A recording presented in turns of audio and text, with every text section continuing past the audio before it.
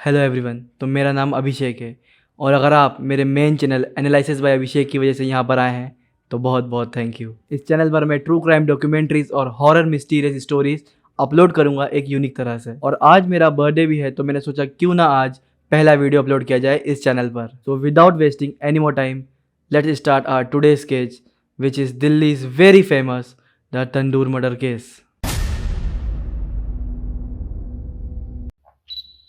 इस केस में मेन दो लोग हैं। पहली है नैना सहानी और दूसरा है सुशील शर्मा। सुशील शर्मा का जन्म एक लोअर मिडिल क्लास फैमिली में हुआ था और इनके पापा एक बैंक क्लर्क थे। पर सुशील के गोल्स बहुत बड़े थे और ये कॉलेज के दिनों से ही पॉलिटिकली बहुत एक्टिव था। जैसे जैसे सुशील अपनी लाइफ में आगे बढ़ता गया वैसे वैसे इसका रुतबा पॉलिटिकली भी बढ़ता गया और कुछ ही समय में ये अपने पास एक 0.32 कैलिबर की लाइसेंस रिवॉल्वर रखने लग गया था। पॉलिटिक्स में रहने की वजह से सुशील नैना सहानी से मिल पाया था। नैना भी एक मिडिल क्लास फैमिली से ही आती थी और उसका भी इंटरेस्ट पॉलिटिक्स में था और उस समय ये दिल्ली यूथ कांग्रेस की एक जनरल सेक्रेटरी थी।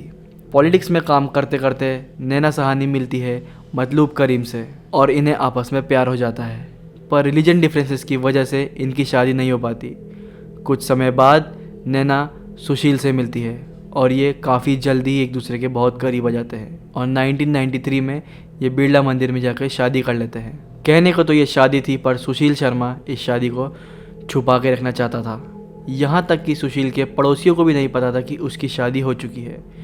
उसके खुद के फादर अपने फ्रेंड सर्किल और पड़ोसियों से कहा करते थे कि अगर मेरे बेटे की शादी हो जाती है तो मेरी ज़िंदगी काफ़ी आसान हो जाती। सुशील का कहना था कि जब तक वो अपने पैरों पर खड़ा नहीं हो जाता तब तक वो इस शादी को पब्लिकली रिवील नहीं करेगा। सुशील का ये डोमिनेटिंग नेचर नैना को बिल्कुल पसंद नहीं आता था और शादी के ही कुछ समय बाद इनकी लड़ाइयाँ भी शुरू हो जाती हैं। नैना अक्सर करीम से बातें किया करती थी और वो बताती थी उसे कि कैसे सुशील शराब पीकर उसको मारता है और न जाने कितनी बार सुशील ने उसे डराने के लिए रिवॉल्वर से मिस फायर्स भी करे हैं। और इसी बीच नैना को सुशील के एक अफेयर के बारे में भी पता चलता है और फिर उसका मन इस शादी से बिल्कुल हट जाता है।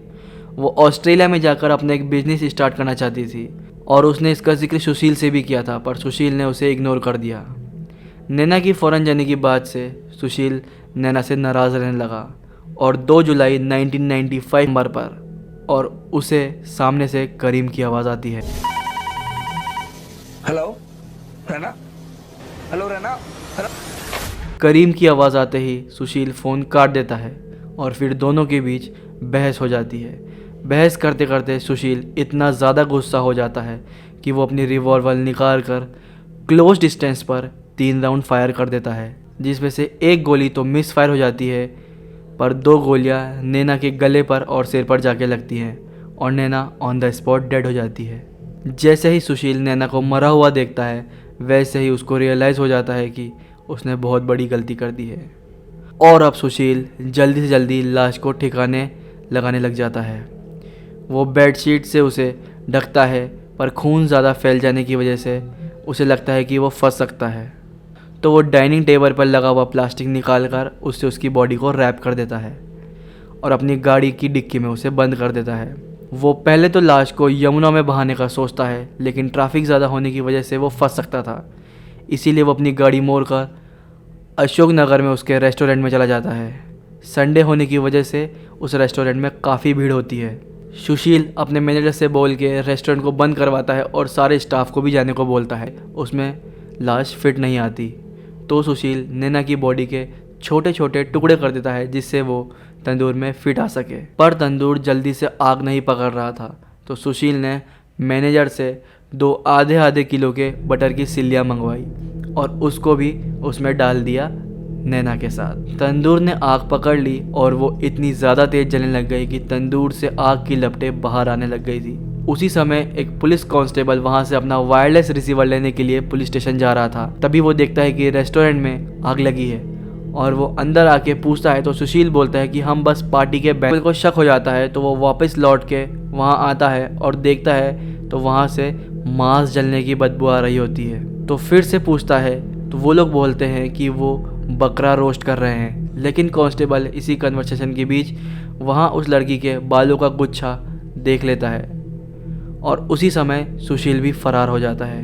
मगर मैनेजर पकड़ा जाता है और पुलिस वहाँ पर उसे अरेस्ट कर लेती है। और इसी के बीच जो पहली ऑटोप्सी रिपोर्ट आती है उसमें मौत का कारण एक्सेसिव ब्लड लॉस होता है, लेकिन कहीं भी गोलियों का, बुलेट्स का जिक्र नहीं होता है उस रिपोर्ट में। आफ्टर ऑल ये एक मर्डर केस था तो इसकी इन्वेस्टिगेशन बहुत ज़ोरों से चल रही होती है। और सेकेंड रिपोर्ट में cause of death gun firing and shot आता है। तो पुलिस बुलेट शेल्स ढूंढने के लिए सुशील के घर चली जाती है और इधर सुशील फरार होता है और पूरे दिल्ली में किसी को भी नहीं पता होता कि सुशील कहाँ है 9 दिनों से। 9 दिनों के बाद सुशील बेंगलोर में जाकर सरेंडर कर देता है और पुलिस को बताता है कि वो 2 तारीख को ही तीर्थ यात्रा पर निकल गया था। पहले वो अजमेर, फिर जयपुर और उसके बाद मुंबई जाता है और फिर उधर से मद्रास चला जाता है। वो बोलता है कि उसको मद्रास में जाके पता चला कि नैना का मर्डर हो गया है और इस केस में उसका नाम भी आ रहा है, इसलिए वो सरेंडर कर रहा था। पर पुलिस को पता होता है कि वो झूठ बोल रहा है। बहुत ज़्यादा बातें घुमाने के बाद और झूठ बोलने के बाद सुशील अपना क्राइम एक्सेप्ट कर लेता है। 2003 में ट्रायल कोर्ट ने सुशील को फांसी की सज़ा सुना दी थी। सुशील की कई अपील्स के बाद 8 अक्टूबर 2013 उसके डेथ सेंटेंस को चेंज करके लाइफ इम्प्रिजनमेंट में बदल दिया जाता है और 21 दिसंबर 2018 को सुशील पर पास्ट क्राइम ना होने के कारण और उसका जेल में अच्छा बर्ताव होने के कारण उसे रिहा कर दिया जाता है। और सुशील जेल से आने के बाद एक इंटरव्यू में बताता है कि तिहाड़ जेल में जो भी कैदी हैं उनमें से 10% ही क्रिमिनल्स हैं, बाकी 90% वो लोग हैं जिनसे हीट ऑफ द मोमेंट में आकर क्राइम हो गया। क्राइम्स को रोका जा सकता है अगर हम हीट ऑफ द मोमेंट पर अपने इमोशंस को कंट्रोल कर लें। नेहा सहानी का केस यही ख़त्म होता है। अगर आपको ट्रू क्राइम डॉक्यूमेंट्रीज देखना और सुनना पसंद है then please subscribe to me.